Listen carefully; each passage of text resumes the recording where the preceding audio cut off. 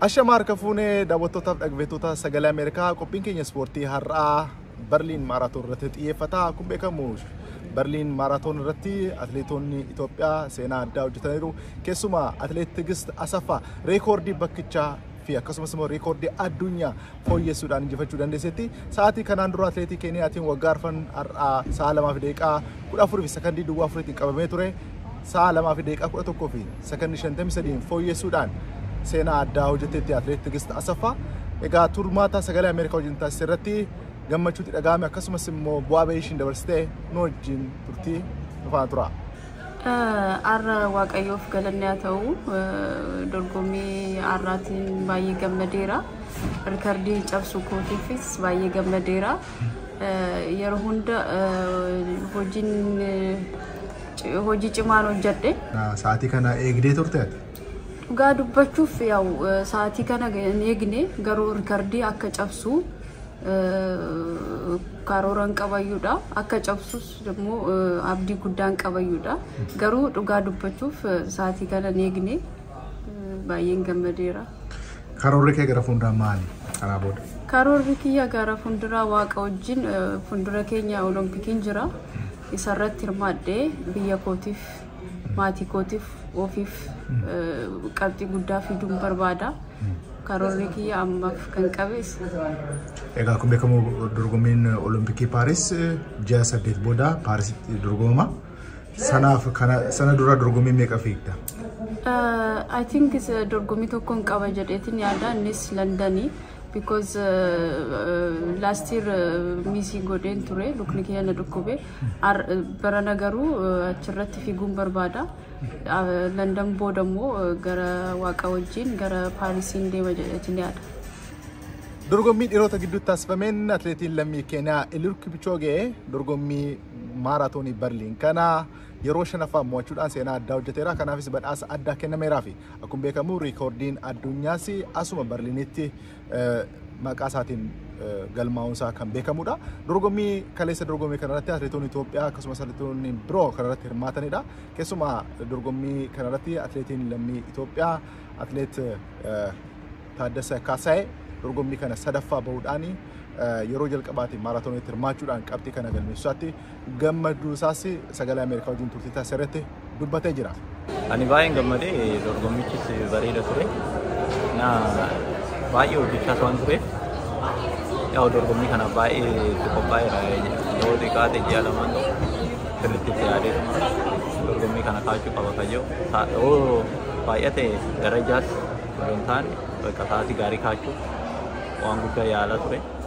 Sa'aatiinis akkasuma bareedaa akka jalqabaatiin kanarra immoo yeroo barumsa sirriitti shaakala isaa hojjedhee maal jedhee naaf galaa'u darajaafis sa'aatii fooyyessuufis sa'aatii kanaaf sirriitti hojjedha.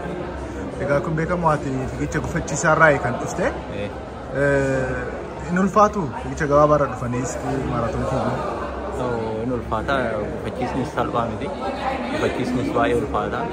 Akkasuma immoo shaakalli gufachiisa irrattis hojjechaa turre har'a maaraatoonii akka kaatuuf sirriitti na fayyadeera. Dorgommii kanatti riikoordii kan cabsite akkasumas immoo gama dhiiraatiin sadaffaa kan ba'e kan leenjisu leenjisaa Gammadoo Daddafoonni turmaata sagalee Ameerikaa wajjin taasisirratti gammachuutti dhaga'ame haala kanaan ibsa. Kun hiika guddaadha. Tokkoffaa dubartiin ammallee kana caalaa fooyyessuu akka dandeessu. Dubartiin yoo hojjette wanta guddaa tokko mul'isuu akka dandeessu nutti mul'ifteerti. Yeroo dheeraadhaaf dhukkubsattee waggaa tokkoof hin fiigne barana kanumaaf kaayyoo kanaaf lafa kenne dorgommii kaawwanii olii gadi hin fiinne isa kana milkeessuu isiitiif baay'isee gammadeera. Kun ammallee kana caalaa hin fiigama jedheeti abdii guddaa qaba. Nu riikardii fooyyessuudhaaf hojjanneerra garuu guyyaanis kennuu qaba. Guyyaan kun baay'ee kenneeraa fi hojiin keenya riikardiidhaaf qophaa'e. Garuu 13 keessa yaannee turre osuma deemnu 11 keessa galuu dandeenyeerra. Kun wanta guddaadha.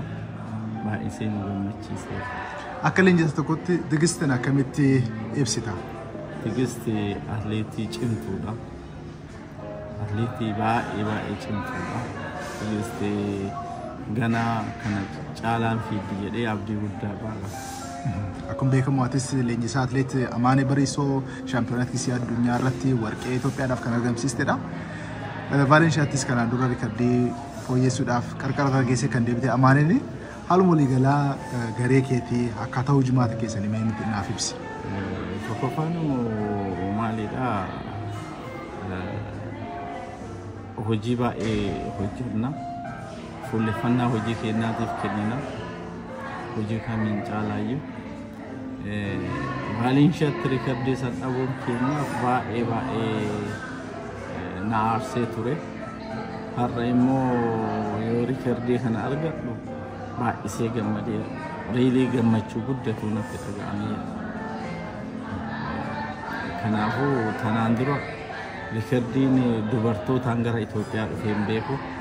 Har'a gara Itoophiyaa riikardiin kun dhufuun isaa baay'isee na gammachiisa.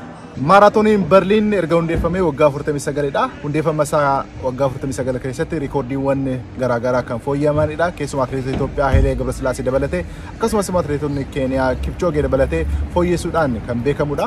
Dorgommiin kun baay'ee jaalatamurraa kan ka'e atileetonni hedduminaan kan irratti hirmaatanidha. Keessumaa barana atileetonni 48,000 ol irratti qooda fudhataniiru. Gabaasa qindaa'ee fi Eebbisaa Nagasaatiin Berliin, Jarman.